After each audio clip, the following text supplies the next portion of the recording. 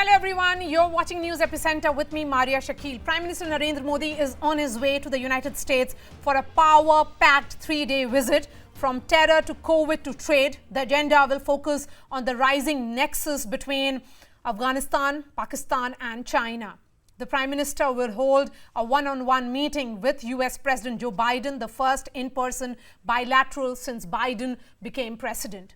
Prime Minister Modi will also take part in the first in-person Quad summit along with Japan and Australia, key players in the Indo-Pacific, as the Quad alliance looks to counter China's rising influence in the region. Mr. Modi will also address the UNGA, that is United Nations General Assembly, and will meet US Vice President Kamala Harris as well as CEOs of top companies including Apple's Tim Cook.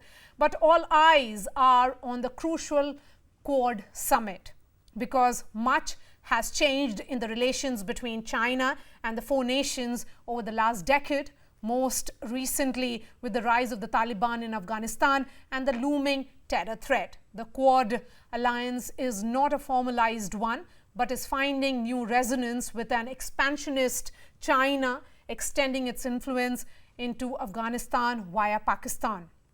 The Quad alliance is meeting for the second time in 6 months. India and Australia held their first 2+2 dialogue with the focus on China's maritime aggression, while the US is also trying to corner China with a new military alliance with Australia and UK called the AUKUS. Clearly, a lot rides on the Quad alliance given the recent geopolitical shift, and hence that meeting assumes significance. However, many issues from trade to defense cooperation remain sticking points in the alliance, where there is slow movement beyond diplomatic statements. Question is, can the China factor put those issues on the back burner and become a strong binding force to both empower all nations of the alliance and counter Chinese aggression? Joining me first on the show is Maha Siddiqui. She's joining me live from Washington, D.C. Maha is outside White House. I can see White House right there, Maha. A lot of anticipation here in India of this first in-person Quad summit, Maha. What is it that Washington and New Delhi both will be watching out for when the heads of states meet on Friday? Maria, good morning from Washington. And it's evening there in India, but it's a drizzly morning here. It's raining already in America, and Prime Minister Narendra Modi is expected to arrive at 6 p.m. Washington time. Now, Maria, all eyes are fixed on at least 2 events over here, while the Prime Minister's 3-day visit is going to be packed with other events as well. But on the 24th, when he holds the first bilateral in-person meeting with US President Joe Biden, and on the same day when he sits down with other Quad leaders for the first in-person Quad summit, those are the 2 big events, big meetings that all eyes are focused on.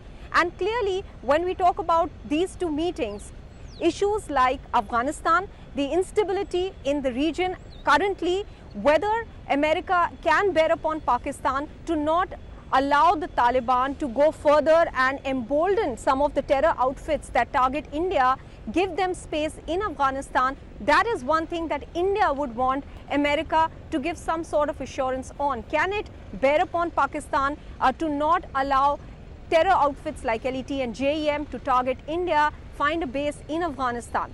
Secondly, the important aspects which both America and India have a commonality, and that is the issue of China and its growing aggression that we will see being addressed in the Quad summit.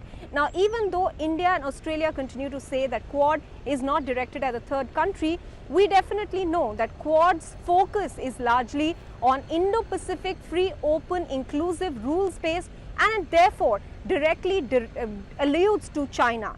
China, which has shown maritime and territorial hegemony, specifically maritime aggression in the South China Sea, in Indo-Pacific, is going to be an important aspect that will be discussed in the Quad. How to be able to keep this channel, this waterway, open for all other countries, including the smaller ASEAN countries as well.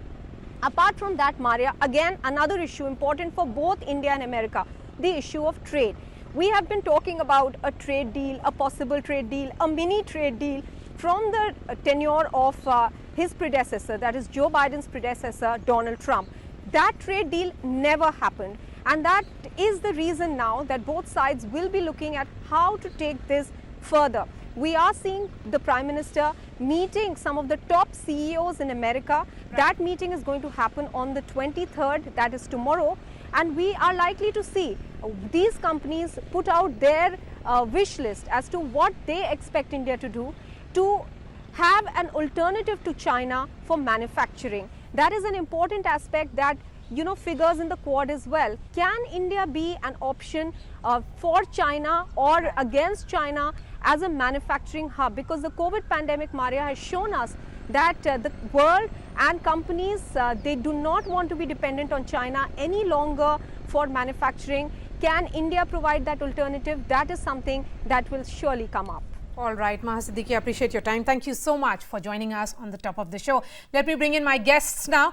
Rajiv Dogra, former diplomat; Suhasini Haidar, diplomatic editor at The Hindu; Sushant Sareen, senior ORF fellow. Suhasini, you have written about evident geopolitical contradictions of two summits. On the one hand, there is the SCO or Shanghai Cooperation Organization that is made up of Russia, China, Pakistan, Central Asian countries, India and now Iran. And on the other, a visit to Washington of the Prime Minister to attend the US, Australia, Japan, India quadrilateral summit. And India is in both of these summits. Can we maintain a balance as far as our own interests is concerned? Well, it depends on where you see India's interests lie. Because if you see India's interests lying in a position where it has strategic autonomy, where it essentially extends support and gains support on the basis of specific principles and issues that are important to India, then it is quite possible for the Prime Minister, as he is doing, to attend the SCO summit 1 week and then to attend the Quad summit the other. The problem will occur if either of those two formations actually become a counterpoint to each other. So, for example, if the SCO was to be what was once called, the counter NATO, or the Quad becomes the Asian NATO to counter China, then you will have a basic contradiction between the two, and India will have to perforce choose between them. But as it stands right now, India has been non-committal. Even on this new alliance, this new partnership that was announced by the US, UK and Australia last week, India has made it very clear that it has nothing to do with India's interests or with India's formations or coalitions. And that India is continuing on its path of dealing with the SCO for regional issues, for the framework that it is a part of, dealing with terrorism, dealing with the Central Asian connectivity issues, and is dealing with the Quad when it comes to the Indo-Pacific, keeping a free and open Indo-Pacific, COVID, climate change, critical technologies, and those kind of issues. So as long as it is clear that neither is going to actually be sort of a formation that takes on the other, India could be on both sides. Otherwise, it does begin to look like a conflict. Before I bring in Sushant Sareen, Suhasini, I want an answer to this one as well. What really unites the Quad nations? Is it, we have been discussing about the Indo-Pacific alliances and how the entire transition has happened, because it was revived in 2017. My question is it also a common enemy in China now? Look, the Quad has defined its interests or defined its agenda in different ways at different times. At one point, it was a humanitarian assistance, disaster relief kind of mechanism. At another point, it has been a quasi-security in the Indo-Pacific kind of coalition, and maritime exercises as well, like the Malabar exercises are held. At the same time, at the last summit, we saw this idea that basically the Quad is working on Indo-Pacific issues, whether it is connectivity, offering an alternative, yes, to China's funding of infrastructure, but also on COVID, on climate change, on critical technologies and resilient supply chains, holding similar positions. So the Quad has been different things at different times. Yes. The question really now is, where does the Quad go from here? Now that we are going to see these 4 leaders come together, the summit has to head in a certain direction, and probably an accelerated direction. One of the things that the US has consistently said is this is a concert of democracies. This was the original Japanese thinking as well. that these are Indo-Pacific democracies working together on these various issues. If that is the case, then they can't really, then the language on things like human rights, on freedoms of the press, freedoms of NGOs may become much stronger than some of the participants, including India, may be comfortable. Okay. If it is in fact going to be a counter, as you pointed out, something to counter China with, then one has to remember that of these four countries, India is the only one with a land boundary with China and an active line of actual control where there is a lot of tension and Chinese transgressions on the Indian side as well. So can India then become a part of a maritime coalition when it has these continental and land-based constraints? That becomes another question. And I think the third question is the economic one. Yes, these four countries are democratic countries, they're coalitions in the Indo-Pacific, they want to work together. But two of those members, Japan and Australia, are now members of the RCEP, the 15-nation free trade agreement group that encompasses Asia, which India walked out of, and the US is not a part of. So these are all various parts, this is a work in progress. Yes. And I think we're going to see a lot of these discussions, including the discussion on whether the Quad actually needs to be expanded. Yes. Coming up, particularly in Washington, when the four leaders meet, that but also in brings the me weeks and months to the question that I want to ask Sushant Sareen. Sushant Sareen, Quad, which was shelved in 2009, was revived in 2017, but its focus post then has been philanthropic efforts in the context of vaccines, and as Suhasini was talking about maritime cooperation in Indo-Pacific. Then will it lead to some kind of regrouping? Because there are several countries with which India is working in the region. Will that also be a subject of discussion of having more additions in this group that is there right now? Look, I think we can talk about more additions provided what is already there starts taking off. So the Quad is very tall on promises and potential, but I think in terms of actual delivery, I think it has fallen quite short of whatever it has promised. So yes, when you look at the statements, it looks like really some fabulous new ground is going to be broken. And I certainly do not, discount the usefulness of all the things we are talking about. COVID is, of course, a transient thing. But let's talk about connectivity. Let's talk about infrastructure development. Let's talk about, freedom of navigation, critical technologies, you name it. All of those things are going to be extremely crucial going forward. But then what is the delivery on ground? And I think that is where the countries are falling very short. So now, if you talk about expanding Quad, with what purpose? If these four countries, which have common interests, and in fact, I don't see why we should start pussyfooting around the fact that, yes, one of the uniting factors, apart from other things, one of the primary uniting factors is an adversarial relationship with the Chinese and a desire to not bow down to Chinese bullying. And if you're going to continuously pussyfoot around that particular issue, then, the next steps become that much more difficult. I don't think the kind of incentives which need to be there to go in and take those next steps are going to be there. The only problem, the only one thing which I do not agree with Suhasini is the fact that diplomacy is all about managing contradictions. Yes, we can be part of SCO and we can get whatever we can get out of it. Maybe if only to obstruct certain things that could happen in SCO, because that's a much more regional kind of an organization, at least on our west. And we could actually make use of the Quad, provided it takes off. I don't see why we are so shary of saying that, yes, we need to work towards a nation NATO. Why don't we talk about a military alliance? Why don't we want to at least have conversations on that? And I don't know why we are so reluctant in, going down that path. The other thing is that we also have to take into account that unlike the other three Quad countries, we have a problem on our western borders as well. And none of these other three countries really face the same problems which we face, and which has a direct bearing to the larger relationship which we are talking about in the Indo-Pacific. So I think we need to bring that on the table as well. Yes. When we look at then, Sushant, Sareen, about multiple alliances that we are talking about, not just China, Ambassador Dogra, this is a question to you, which reacted sharply to the AUKUS announcement, but France has been outraged by that announcement as well. When Prime Minister spoke to Emmanuel Macron yesterday before embarking on this journey, he emphasized on Indo-Pacific region important role that India-France partnership plays in promoting stability and security. Why do you think that call was essential?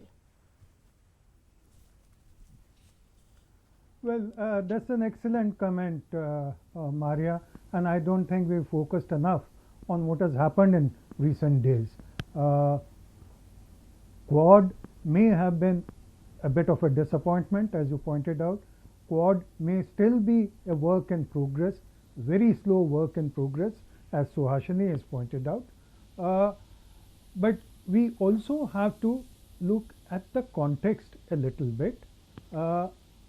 This is the first visit which can be termed as exclusively more than bilateral, which is not focused on mega events like Howdy Modi and so on, or an address at UN.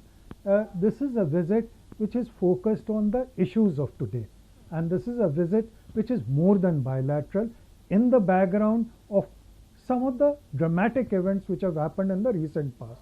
I mean, America's withdrawal from Afghanistan, America's stabbing in the back of France, which you referred to. So, can you really trust a partner like that when people are meeting for Quad? I think that is a big question at the back of everyone's mind, be it India or Japan, not in the back of Australia's mind, because it has got away with a lot. It has got away, for example, with submarine nuclear technology and the promise of all the other high technologies, which has not been offered to India so far, despite many requests. So we have this issue, the twin issue of one, denial of what we need and what we require. Second, we also have the issue of betrayal, not just of France, but more importantly of Afghanistan. Until our western borders are safe, how can we concentrate on something as big and as different as Indo-Pacific, where most of our strength may not lie? So one is the issue of confidence in the principal actor, that is America. Second, is Quad going to be a working mechanism when suddenly America springs something like AUKUS out of the blue? Okay, so while we look at various groups here, Suhasini, you say that this is work in progress. Some people have called Quad a disappointment. So what do you think will be India's expectations out of this meeting? Because India's stakes out of all those countries is very different. Challenges for us is very different again. It's post-COVID world now. Several countries are still in that COVID era. But also the challenges in terms of Taliban in Afghanistan and an expansionist China. I think the broad message that India would like to see coming out of this meeting is that the US in particular is going to lead a world, be the leader of a world where it is fully engaged with its partners' concerns as well. So when the US says it is interested in keeping a free and open Indo-Pacific, it must take into account India's concerns as well, as Sushant pointed out about China, when it frames policies for this region.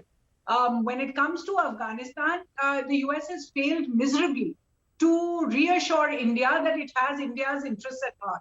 In fact, if anything, the US tied up with Russia and China to build this Troika and then the Troika Plus process with Pakistan to discuss the future of Afghanistan, which completely cut India out. Actually, as a result, took a lot of people by surprise over here. There has to be a sort of sincerity of purpose that comes out of this meeting. It is a meeting that Mr. Biden has wanted to hold. He's holding it despite the fact that Japan is going to see a change of leadership within a week.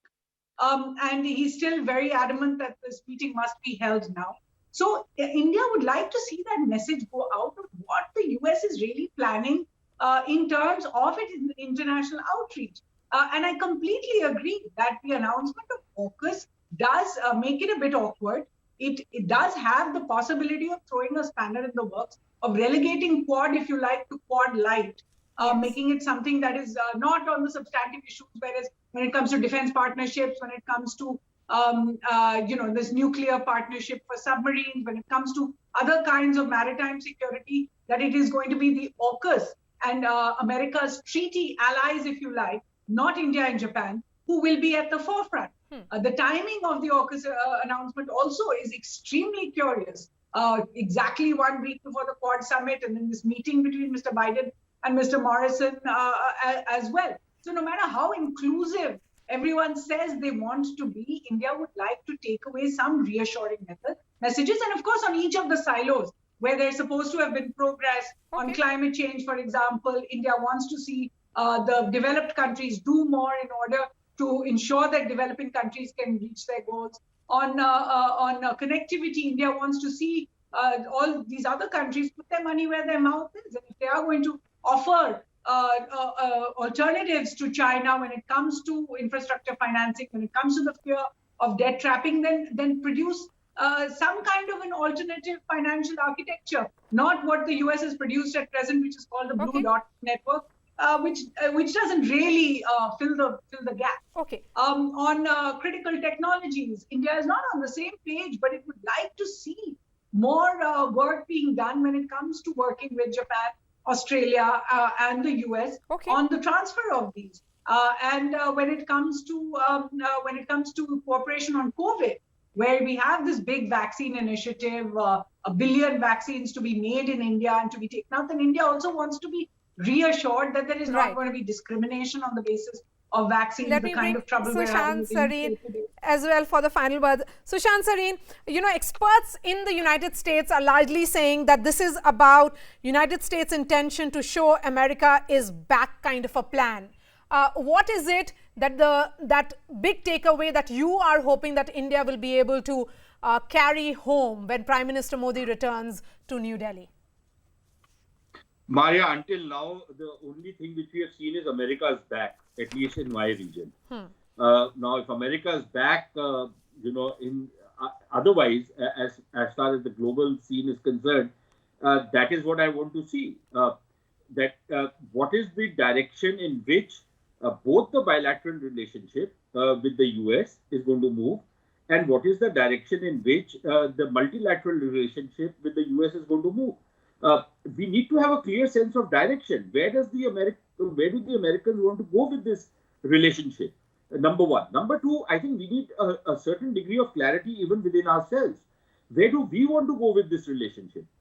For example, if a similar deal like AUKUS was proposed to India, there would be some payback from India's side as well. There would be certain things India would be required to do. Are we okay doing that? Or will we have all kinds of politicians in India then scream blue murder, Desh bhej diya, Desh bhej diya, Desh bhej diya? Or will we have those kind of scenes out here?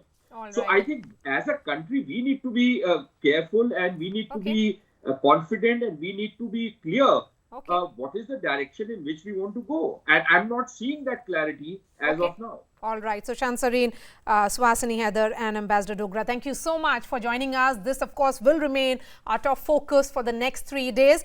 A story that we'll continue to track very, very closely, including from Washington, D.C. That's all from me. Thanks so much for watching.